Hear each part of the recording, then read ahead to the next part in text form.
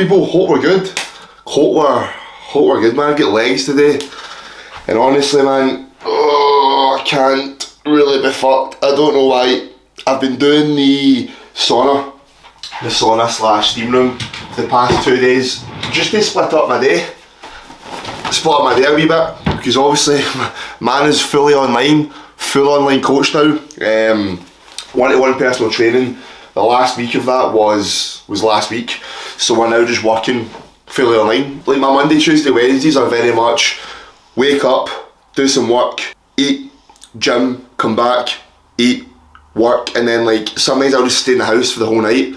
And it gets a wee bit fucking depressing, man. So I've been trying to just get out, go to the sauna steam room, but then you forget how much the sauna steam room can actually like kind of fuck you a wee bit. But nonetheless, we do have a leg day. So the goal today is to absolutely fucking thrash those legs. So it is big quad dominant day, so it is today. So we've got hamstring curl to warm us up, get the knees warm, get the hamstrings primed. Then we'll have a hack squat, a leg press, a leg extension, calves, adductors, bit of abs, and I'll probably get some steps in as well. So fuck me, man. We've got a big ass session, man. We got a bit. What were we saying about the new hair, by the way? So we had the middle parting, but it wasn't doing it for me anymore. So this is what we're going for, a bit of a textured curly fringe. I haven't even got curly hair, mate. Like, I used to have very, very Asian hair, very straight hair. You used to be able to blow dry my hair back, hold a hairdryer to it for like 2 hours, and the hair would still find a way to come down and go straight. So I don't know if it's steroids or fucking age or whatever, but we've got some curly hair now, so feeling good. Today's gym fit, what have we got? Nothing mental, mate. Nothing mental, nothing too standoutish. These are the best shorts you can ever buy. See, for like leg days as well. I've mentioned this before, but these are the Nike Flex Stride shorts. You can get 5 inches or 7 inches. You don't get the 5 inches, right? If you're shorter, you can probably get away with the 5, but if you're anything 6 foot plus, get the 7 inches, man. Don't be weird. Get the 7 inches. This is 7 inches on my legs. Do you know what I mean? They're still fairly short. The 5 inches, you look like a bit of a dickhead. So, boom, Nike till I die, mate. Nike till I die. I've never been one for wearing like my protein and Gymshark and shit. Some of the Gymshark stuff is actually pretty cool, but I'm a Nike kind of guy. You'll never catch me wearing my protein, mate. Ever. I've also been trying to listen to completely different music. Like, a lot of the music I listen to is obviously like good rap and techno and stuff, but the vibe's just so, I don't know.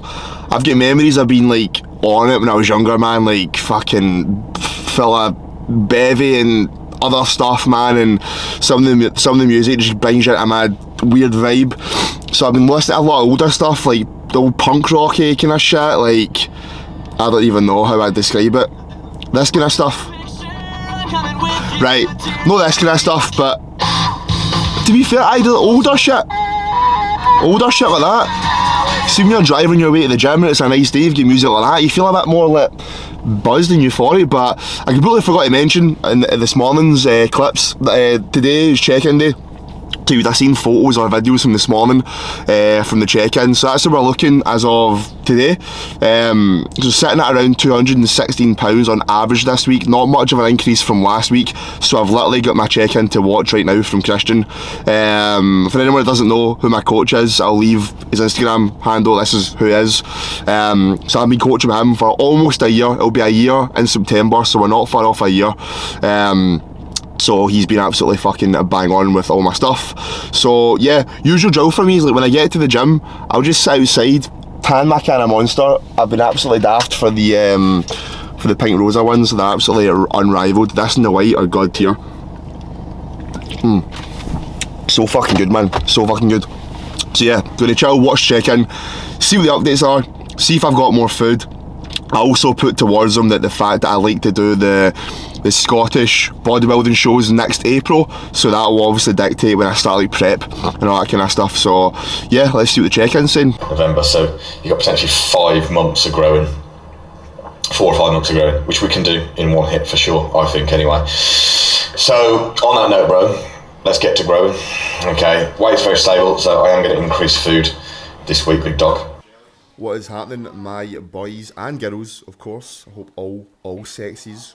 You know, there's a lot of them these days. Hope you're all watching the video. Hope you're all watching it. Legs, leg day. I'm really trying to grow these bloody legs, man. Obviously, you can wait till the end of the video to hear about the competing plans, so stay tuned for that. But a big priority is growing these motherfucking legs. So literally making every set count. So first up, so I've got a seated hamstring curl here. The plate loaded one is pretty dog meat. It's not the best one, but we don't have a pin loaded seated one like this. So this one we're working the hamstrings in their lengthened position. Why are they in a lengthened position? Down to the angle of the hips, okay? Because we've got the chest a little bit closer to the knees. The chest is a bit more upright, where we've got the hamstrings a little bit more stretched, okay? Just imagine if you were doing a deadlift and you were bent over in the bottom position. That is how you start the hamstring curl, almost as if you're doing an RDL. If you were to flip me over in my front, that's how it would look, and that is us lengthening the hamstrings. So by us working in the lengthened range, we're able to produce a little bit more force, so we can create a bit more tension, okay? If you were to pick movements, okay, a movement in which you can contract and one that you can lengthen, the one that you can lengthen will produce a little bit more muscular output and contribute a little bit more towards growth in the shortened range, alright? Getting a bit nerdy, but that's how it works. So with the seated hamstring curl, I used to do a heavy set first, and then I would do a lighter set after, but my knees were feeling weird, so I've now switched over, and I'm now doing a lighter set first, and then a heavy set. My knees are a little bit warmed up, and I can do more for that heavy set, if that makes sense. But on to the big bread and butter, hack squat. This has been feeling pretty damn good. I've got that anxiety feeling before every single fucking hack squat day. I've actually got them today as I'm recording this. This is a week later.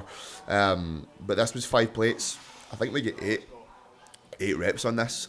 The progression has not been like mad in terms of like adding all this weight, but I've been a lot slower and methodical with my hack squat and my leg progressions, because too many times I have added on way too much weight way too quickly, week in, week out, which has resulted in my knees just not catching up. Alright, bearing in mind, the muscle can handle a lot more in a quicker time period than the joints can handle. So I could probably add on a lot more weight to this, okay, and get lower reps, but my knees will be like, what are you doing, Lewis? Alright, so we get 5 plates for 8 there. Again, my thing with hack squats is just tempo, keeping it nice and controlled, okay? Especially on that big bread and butter, okay? See that big massive top set I just done with 5 plates? That was probably a lot more slowed and controlled than the back off set was. Because that top set, man, if I go in like that too quick, that's a lot of weight on my knees, man. So I don't really want to be flinging that about. Whereas when I've got a little bit of a lighter load, I like to kind of go continuous reps. So I don't like to rest at the top for too long. I try and get at least 4 or 5 reps back to back to back, take a wee breather, and then get another couple back to back. And I just try and keep that as consistent as possible. If you're resting like 3, 4, 5, 6, 7 seconds between every single rep, you're not creating as much tension as you could. You're just basically doing like a rest pause set. So try and keep the rest times between each reps consistent as hell as well. Alright. Finished off after this with some leg press, leg extension, adductors and calves. These were the last couple of reps, in fact, on the leg press, man. I've been really trying to reset execution and get these as deep as possible. I used to half-arse my depth on these, and as I was doing that, I was half-arsing how much quad I could grow. So my quads have came up a lot since just readjusting and resetting things, and just really focusing on form, tempo, and contracting the legs, and really learning to feel the leg musculature as opposed to just flinging weight about, which will just result in fucked up knees, essentially. I need to watch my profanity in these videos, don't I? But yeah, let me know what kind of videos you like when I'm doing training. Do you like seeing, you know, voiceovers? Do you like just raw footage, some edits? Let me know in the comments, okay? While we're here, like the video. Alright, if you've not subscribed and you like the video so far, subscribe to the channel. Help me out. Help a brother out. Don't make me go homeless. Come on, guys. Big love. Catch you next clip. And bosh, it is I was going to say the next day. It's not the next day. It's 2 days later, mate. That video you just seen was on Wednesday. We're now Friday. The weekend is here. The weekend is here. So it is. Oh, what are we up to now? Gonna make some post-workout. Just back from a upper body session. Very good session. I usually do upper Friday, then legs on Saturday, but I'm training with Mr. Calvin, CRM Fitness, tomorrow, and we're doing pull, So I'd only done push today and I'll do pull tomorrow. I'll just miss legs. No biggie. I absolutely fucking full set that leg day you'd have seen. I absolutely set that, man, because I know I was going to miss my leg day on Saturday. So yeah, man, pull tomorrow with that. Push was good. Some new PBs as per usual. Strength is absolutely flying, man.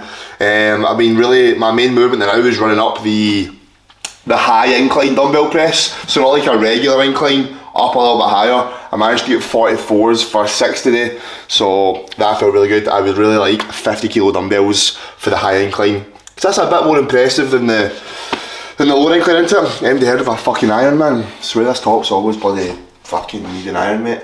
I should really have got an XL in this, and it's a double XL for some reason. I was peak bulk at the time, you know. It's the thing when you're fucking bulking and cutting and shit, like clothes always fit you completely differently.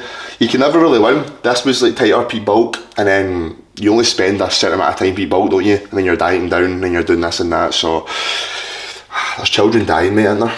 Fucking stressing about t-shirts being too big. More to life than baggy t-shirts, eh, Lubo? Absolute poverty, bro. With I've not even got the real Cocoa Pops. I've got the, what do they call them? Choco Rice. Aldi, I don't, just absolutely copy every single brand of thing that there is. I'm here for it, man. It's cheaper and cheerful. Obviously the real stuff tastes better, but we're getting a big ass bowl, man. What are we going for? 150 grams. Keep going, keep going, keep going, keep going. 151 grams. Bosh. That, my friends, is a big bowl of cereal.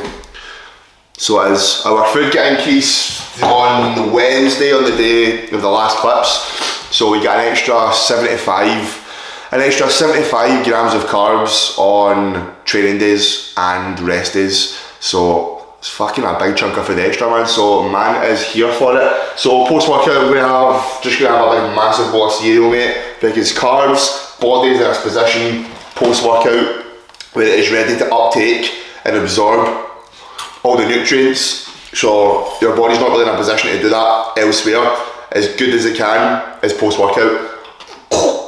Jesus Christ. So when you have a post-workout meal, it makes sense to get a big chunk of your carbs post-workout. One, you're going to be the hungriest post-workout as well. So like when you're bulking, your appetite is going to get to a point where it's maybe harder to eat food. So when I get to that point where I'm struggling to eat, I just look at the day and go, right, cool, where am I the hungriest throughout the day? When my food's a lot higher, morning, I'm not starving in the morning. I can eat, but I'm not starving. For me, it's always post-workout and that meal number 3 where I can intake the most calories. So what do? Funnily enough, I have my meals with the highest calories post-workout, and then the meal after that. Big bowl of cereal with some more whey protein in it, with almond milk and a couple of rice cakes, and that'll be the post-workout. Bon apple tit. Bon apple tit.